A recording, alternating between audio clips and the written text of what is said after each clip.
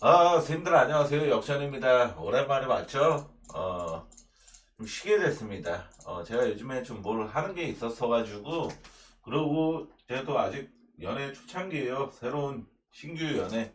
그래가지고 이 늦가게 연애가 좀 무섭다고 제가 좀 성실한 모습을 보여드리지 못한 점 정말 고개 숙여 사과를 드립니다. 오늘 분석은 정말 열심히 준비를 했고, 그리고 어제 같은 경우는 NBA가 두 경기밖에 없었다 보니까 영상을 찍을래야 찍을 수도 없었죠.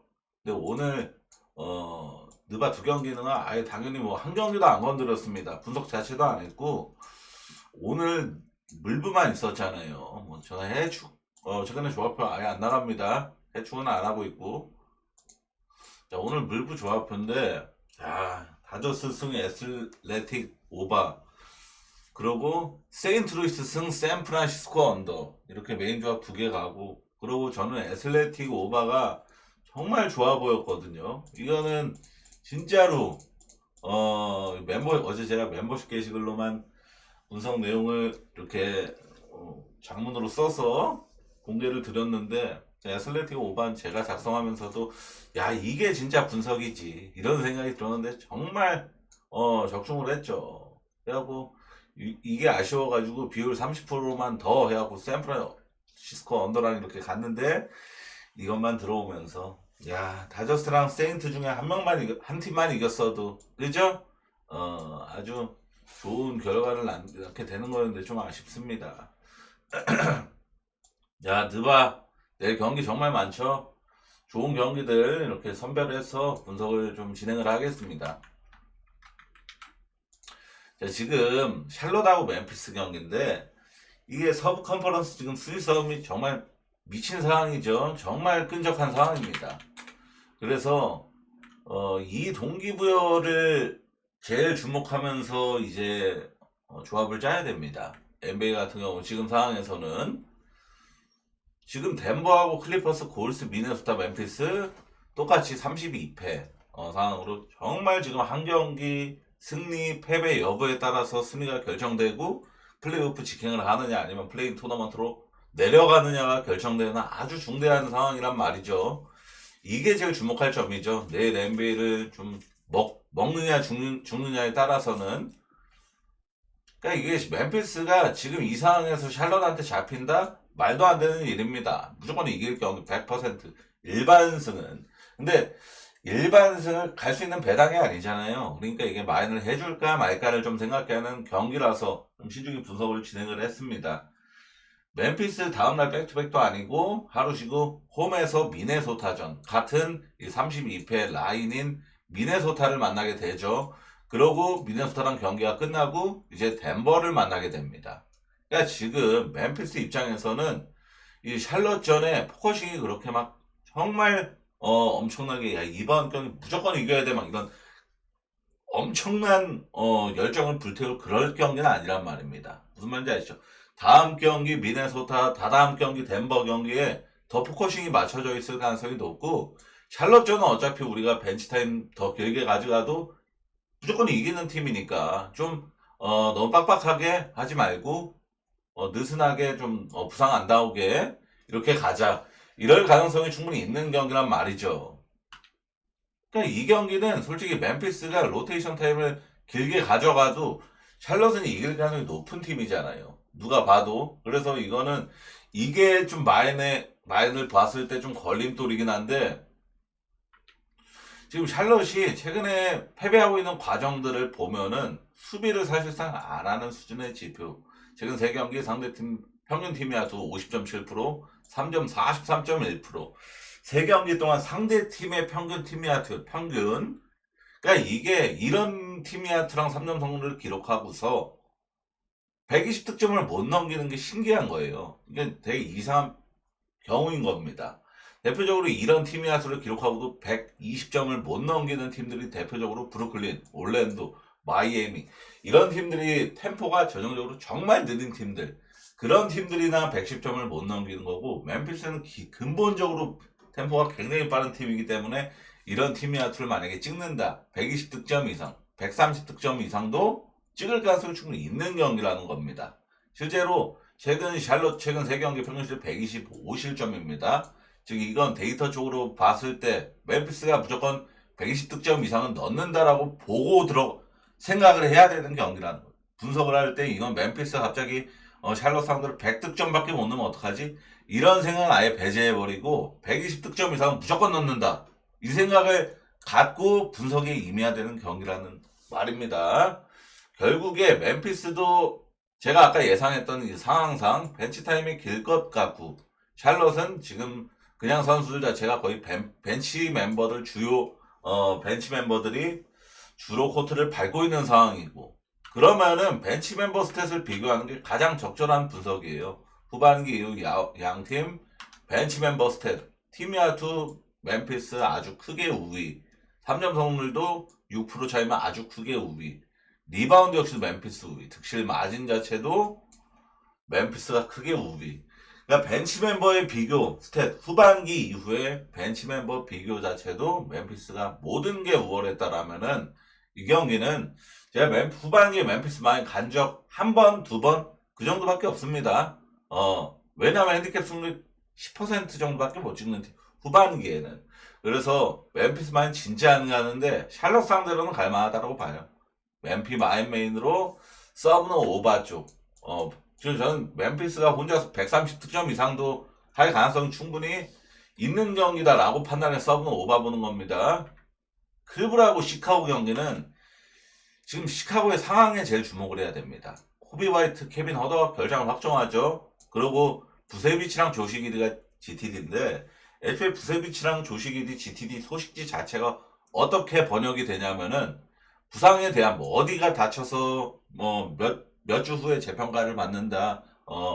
다음 날에 뭐 슈팅 어라운드 훈련에서 결정이 될 것 같다. 이런 내용이 아니라 다음 날 백투백이 예정되어 있기 때문에 결정할 수도 있다. 이렇게 둘 다 공통적으로 이게 뭔 말이냐? 그러니까 이것만 보더라도 지금 시카고가 아주 신중한 선택을 할 것이다라는 거를 예측을 할 수가 있습니다. 지금 수리권 상황만 보더라도 시카고는 이번 클블과의 경기보다 다음 경기가 바로 백투백으로 마이애미랑 경기를 펼치거든요.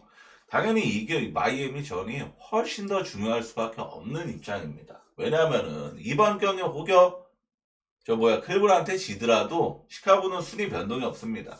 여전히 9등이에요. 근데 마이애미 상대로 상대 전적을 시카고가 훨씬 더 우위에 있기 때문에 여전히 9등인 거거든요. 마이애미랑 승패는 똑같아지지만 그러니까 이 클블전에 굳이 힘을 안 빼고 굳이 무리하지 않고 마이애미전에 총력을 다하겠다라는 뜻임을 이 GTD 2명과 결장 2명으로 예측을 할 수 있는 겁니다. 실제로 클블전 티켓 가격이 내일 마이애미전 티켓 가격보다 2.5배가 더 저렴해요. 클블전이. 그러니까 클블이 더 어찌 보면은 마이애미보다 더 올 시즌에 보여준 게 월등히 많은 팀인데도 티켓 가격이 마이애미전이 2.5배 더 비싸다고요.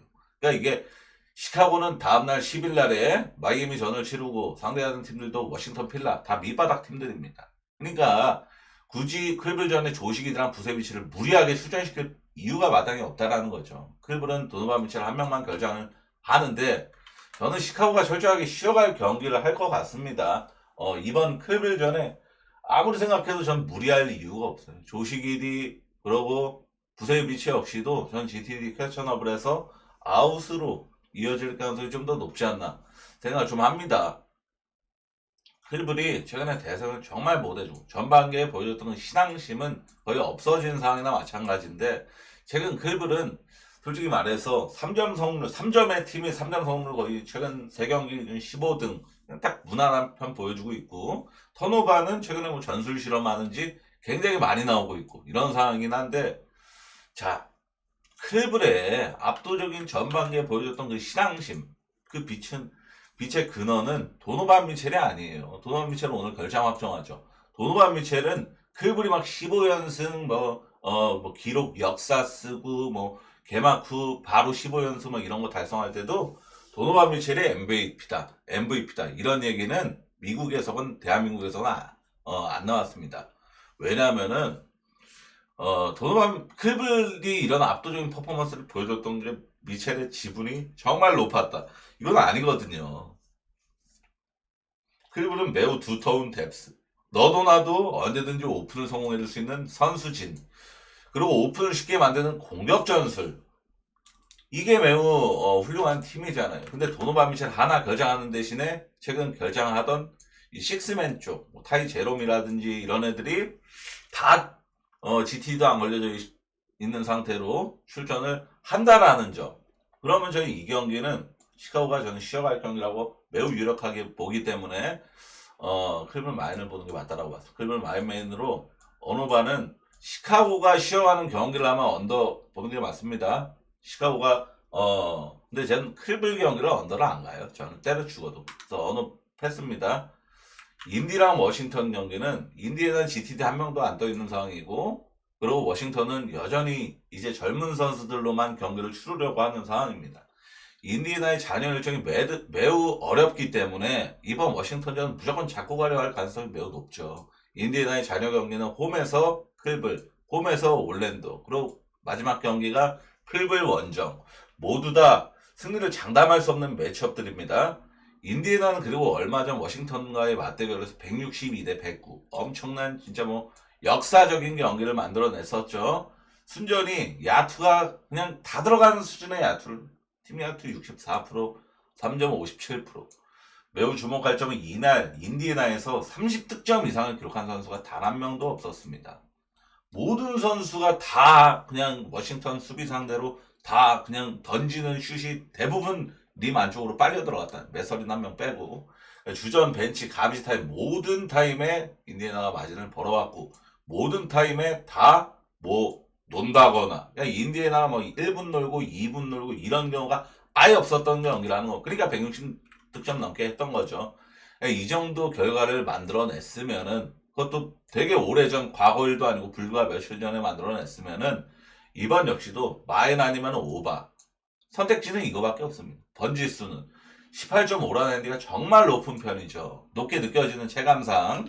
얼마 전에 워싱턴이 보스턴 상대 20.5 핸디 받고 가볍게 마인을 당했었죠. 근데 이걸 아셔야 됩니다.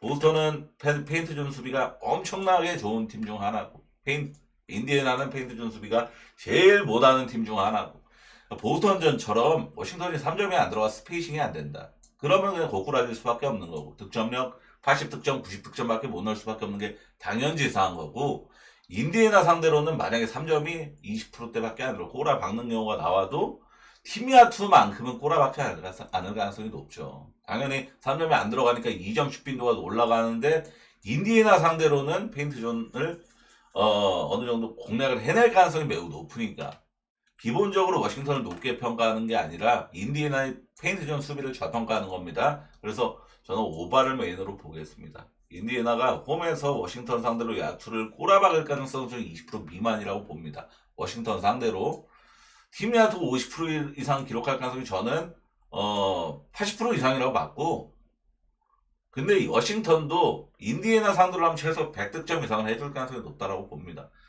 기준점이 거의 240을 찍어야 오바기 때문에 220, 제 예상 우선 기초 초안이 220이죠.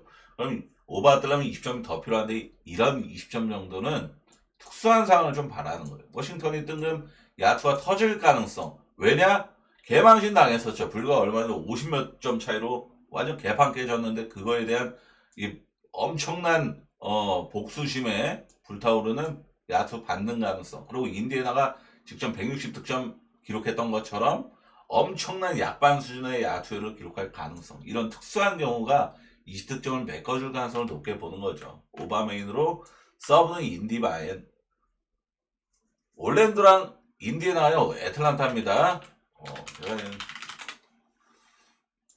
이번 경기는 동기부여가 엄청나게 높을 수밖에 없는 경기입니다. 지금 동부 7위, 올랜도 38승 40패, 동부 8위. 딱 1승 차이죠. 이번 경기 애틀란타가 만약에 승리를 가져가면은 양 팀이 승패 차이가 동일하게 되고, 상대 전적에서 애틀란타가 2승 0패를 준 우위인 상황이기 때문에 애틀란타가 7위가 되고 올랜도가 8위가 됩니다.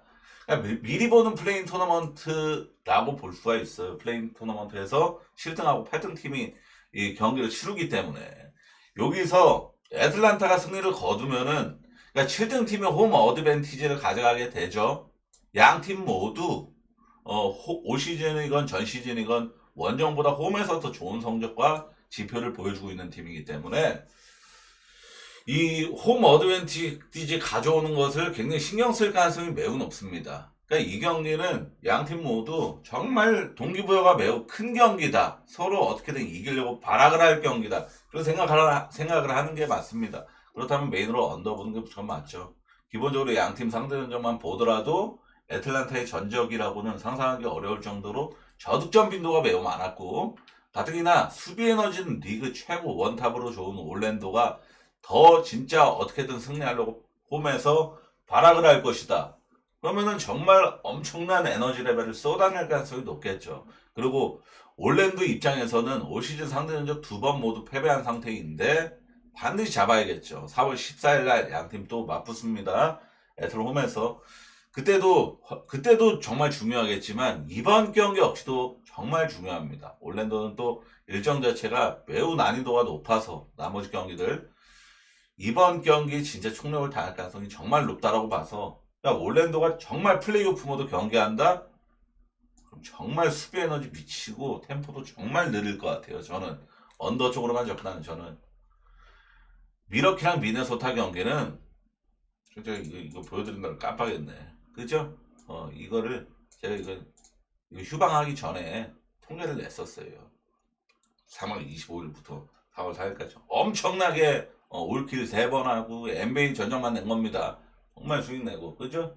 정말 잘했었는데 미러키랑 미네소타 경기입니다. 양 팀 모두 연승을 타고 있는 상황이죠.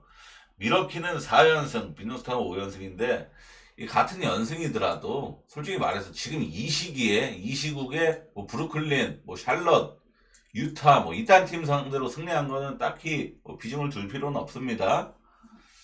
그러니까 지금 미러키도 지금 연승 과정에서 이런 허약체 팀들 상대로 만든 승리가 껴있었고 미네 역시도 마찬가지였는데 그래서 이걸 정리한 거고, 그리고 미네소타가 지금 아까 말씀드렸던 32패를 치고 있는 서부의 이 5팀 중에 한 팀이기도 하죠. 엄청나게 강한 동기부여. 미러키 역시도 이번 경기에서 무조건 이기는 게 무조건 좋거든요. 왜냐하면은 정규 시즌 마지막 일정이 DT와 2연전 매치이기 때문에 2연전 리턴 매치이기 때문에 이때 혹여나 DT한테 수입 패배를 당하면은 순위가 역전될 수도 있단 말이죠. 지금 동부에서는 5등 자리 지키는 게 정말 중요합니다. 왜냐하면 5등 자리가 5등 자리를 지키면은 프로배서 인디 만나고 6등 하게 되면은 뉴욕을 만납니다. 어느 팀이 더 부담스럽고 딱 봐도 인디보단 뉴욕이 훨씬 더 잘하는 팀이잖아요. 기본적으로 상대적으로. 그러고 인디애나를 양 팀 모두 선호할 가능성이 높죠. 인디애나 페인트존 헐거운 팀이니까 디트도 페인트존이 강점인 팀이고, 미러키는 아시다시피 인디애나 상대로 좋은 기억밖에 없는 팀이고, 야니스 아테토쿤보가 인디애나만 만났다 하면 원맨 쇼를 펼치는 선수고, 그러니까 이게 5위 자리는 지키고 싶어 하겠죠. 그래서 이 경기 미네소타 전도 미러키가 이기려고 총력을 다할 것 같은데 저는 미네소타의 간절함이 더 무게감이 커 보입니다. 이거는 진짜 나락 가냐 아니면은 천국 가냐, 지옥 가냐 천국 가냐 차이예요. 지금 이 32패 5팀의 공통점입니다. 정말 절실한 상황이에요. 결장 이슈도 엄청난 차이가 있다라고 봅니다. 릴라드랑 제리코 심스 결장 확정하죠. 그리고 최근 3경기 공격 리바운드, 미네소타가 이 정도로 리바운드가 좋은 팀은 아닌데 최근 3경기 기준으로 공격 리바운드 3등하고 있습니다. 15개로. 그러니까 이게 엄청나게 지금 미네소타가 동기부여 끈적한 그 에너지 레벨을 발산하는 그런 경기를 하고 있는 거란 말이죠. 미러키는 공격 리바운드 7개. 여전히 에너지 레벨은 안 나오는 팀이고 꼴찌에서 2등. 저는 지금 미네소타 마인 기준점도 3.5, 4.5 이 정도 수준이면은 저는 충분히 기준점도 납득가는 기준점입니다. 서브는 언더 보는 게 맞습니다. 동기부여 양팀 모두 끈적한 경기라서. 자, 오클라호마랑 레이커스 경기 리턴 매치 2차전이죠. 1차전에 제가 오바가 막골이었는데 전반전에 아주 다득점 양상이 나왔지만 후반전에 완전 쌩 놀아버리면서 언더가 떴던 이날에 제가 이거 하나 틀려서 올킬을 못했었죠. 또 지웠네. 습관적으로. 그죠? 1차전을 복귀해 보자면은 레이커스가 팀이한테 55%, 3.55% 완전 그냥 미친 터졌죠. 대부분의 이 선수들이 좀 추감이 다 좋은 날이었고 사실상 전반에 레이커스가 22점 차로 사실상 전반에만 셧아웃 그냥 냉정히 말 상대를 그냥 KO 시켰던 그런 경기라고 생각을 할 수가 있습니다. 3쿼터부터 오클라호마가 이제 슬슬 그냥 힘을 뺀 느낌이었어요. 그러면서 3쿼터부터 46점, 4쿼터에 45득점, 핵 언더쿼터가 2개 연달아 나오면서 언더로 마른 그런 경기였습니다. 물론 레이커스가 오클 상대로 또다시 저런 야투를 기록하기는 불가능에 가깝습니다. 3점 또다시 55% 이상 기록한다? 제가 손에 장을 지지면 저렇게 못하고 무조건 못하고 나오면 좋죠. 나오면 좋은데 저렇게 못할 것 같고 오클라호마가 그러고 이거는 체면상으로도 리턴 매치 2연전 수입은 쉽게 안 당할 거라고 생각을 합니다. 그러니까 지금 1차전에 저런 결과가 나왔음에도 오클라호마가 지금 해외 기준으로 오클라호마 마이너스 14.5엔드입니다. 마이너스 14.5. 그러니까 이번만큼 오클라호마가 진심펀치 날려가지고 레이커스 그냥 KO 시킨다. 라는 도박사들의 책정이 있었기 때문에 14.5라는 엄청난 핸디 기준점을 받은 거잖아요. 근데 저는 핸디는 좀 피하고 싶고 이날의 제일 1차전에서 양팀의 자유투 시도겠어. 레이커스가 총 17개 던졌고 오클라호마가 12개 던졌습니다. 올 시즌 전체로 봤을 때 레이커스가 평균이 23.1개, 오클라호마 20.3개예요. 오클라호마는 평균보다 8.3개가 자유투가 덜 부족했고 레이커스 6.1개가 양팀 공수 자유투가 엄청나게 부족했죠. 그러니까 심판이 파울 개수 자체도 굉장히 적게 불린 경기였습니다. 심판이 언더 만든 거예요, 사실상. 심판이 정말 하드콜, 그러니까 파울콜을 정말 안 부는 KBL이 아시다시피 전 시즌에 진짜 너도 나도 170대 기준점 받다가 올 시즌에 150대 초반으로 20점 이상이 언어바 기준점이 이렇게 떡락을 한 이유가 뭐? 그 누구야? 그 모비스 전 감독 이름 뭐였죠? 유재학이가 너무 자유투가 너무 많다. 하드콜 해야 된다. 그 적극적으로 밀어붙여갖고 하드콜 유입되고 나서 어느 박윤쪽 KBL 20점 이상 떡락했잖아요. 근데 이 정도로 하드콜 경기였다라는 거를 제가 알려드리는 겁니다. 자, 종합적으로 레이커스가 또다시 저런 고점 야투를 기록할 가능성 매우 희박하지만 그럼에도 최소한 오클라호마 상대로 득점력을 꼬라박지는 않을 것 같다라는 입증했다.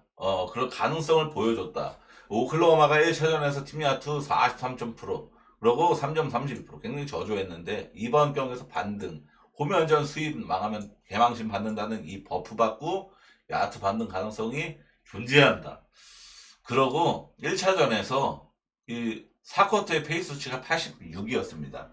엄청나게 시간 그냥 끌기 바빠가지고 그냥 공격도 안 하고 계속 시작하는 녹이는 그런 경기가 나왔다라는 4쿼터에 근데 만약에 이건 오클라호마가 다시 한 번 말씀드리면 마이너스 14.5를 받은 경기잖아요.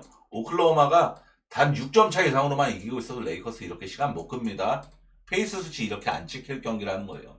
오클라호마가 이번 경기는 완전히 개똥배정배를 받은 경기 때문에 레이커스가 이기고 있으면은 레이커스는 절대 이렇게 시간을 못 끌고 지공을 못 합니다.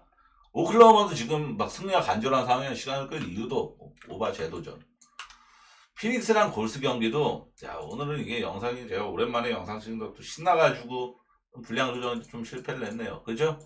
피닉스랑 골스 경기는 듀란트 여전히 결장하고 골스는 결장 이슈가 아예 없습니다. 상대전적으로 우선 주목해야 합니다. 피닉스가 홈에서만 그 골스한테 5연승 중이에요. 그리고 피닉스가 골스한테 상성적으로 좀 좋습니다. 그리고 커리가 피닉스 상대로 좀 약하고 제가 직전 휴스턴하고 골스랑 맞붙었던 날에 유튜브 게시글로 분석 코멘트를 장문으로 써서 올렸었죠. 그때 당연히 이 경기는 메인 조합으로 갈 수 없는 어려운 경기다. 근데 커리가 벤블리드한테 완전히 약하다. 그래서 이거는 골스 가기도 애매하고 그렇다. 뭐 이런 얘기를 했었는데 커리가 이날에 휴스턴 상으로 3득점 했죠. 3득점 38분 뛰어가지고 제일 못한 거의 오늘 시즌 0득점한 경기도 있었죠. 거의 두 번째로 못하는 경기였는데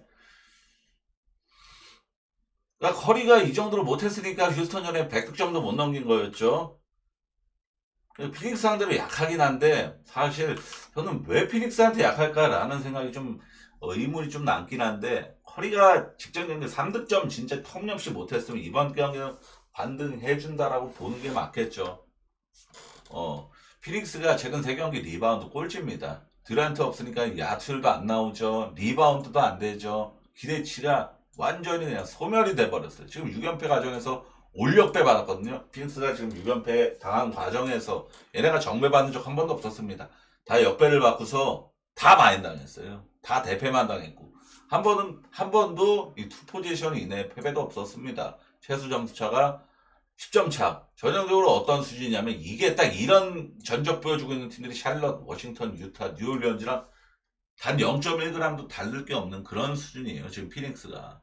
그나마 약팀들이 의문의 젖잘싸는 그림을 만드는 그런 경우가 대체로 뭡니까? 야투가 갑자기 미친 듯이 막 3점 쏘는 적도 들어갔고 3점 43% 이상 뭐 이런 거 찍는다거나 아니면은 정배팀이 수비를 막 안 해갖고 팀 야투 50% 넘긴다거나 아니면 리바운드를 압살한다거나 약팀이 턴오버를 엄청 유발시키면서 정배팀이 정신을 못 차리는 경기를 한다거나 이런 경우인데 지금 피닉스한테는 이 모든 게 가능성이 너무 떨어지죠. 왜냐? 피닉스는 근본적으로 수비가 굉장히 수비가 좋은 선수 자체가 없는 팀이라서 턴오버 유발을 기대할 수가 없는 팀이죠. 리바운드는 거의 꼴찌 경쟁하는 팀이죠. 야투를 갑자기 터지려면은 최소한 1옵션 에이스인 듀란트가 있어야죠. 듀란트도 없죠. 그러니까 지금 피닉스는 뭐 하나 얘네한테 지금 기대할 만한 건덕지 자체가 없다니까요. 그래서 이거는 뭐 커리가 피닉스한테 약했건 홈에서 피닉스가 5연승 중이건 간에 볼스 마인 보는 게 맞다라고 생각했습니다. 볼스 마인맨으로 써면 언더죠. 그리고 클리퍼스 경기도 안 가기 굉장히 아쉬운 느낌인데 왜냐면은 32패 5팀이 있다 그랬죠. 그 중에 하나가 또 클리퍼스죠. 그래서 이거는 클리퍼스 마인도 째리고 싶었던 경기였는데 아시다시피 카와이 레너드가 지금 GT 떠 있는데 GT 떠 있는 이유가 다음날 백투백이 예정되어 있는 건데 다음날 백투백 상대가 휴스턴입니다. 지금 휴스턴 진짜 잘하잖아요. 그래갖고 클리퍼스가 선택을 해야 돼. 카와이 레너드를 세란전에 결장시키고 휴스턴전에 빡게임한다. 아니면은 세란전 확실히 잡고 휴스턴전에 힘 뺀다. 근데 지금 클리퍼스 상황이 절대로 힘을 뺄 수가 없는 상황이에요. 휴스턴 전이더라도. 그러니까 이번 경기에서 카와이 레너드를 결장시킬 가능성이 높겠죠. 이 가능성 높아 보임. 세난전에. 그죠? 높아 보인단 말이죠. 세난전에 결장시킬 가능성. 그래서 저는 레너드 없으면은 많이 좀 쫄려진다라고 봅니다. 그래서 분석을 패스를 하는 거예요. 무슨 말인지 아시죠?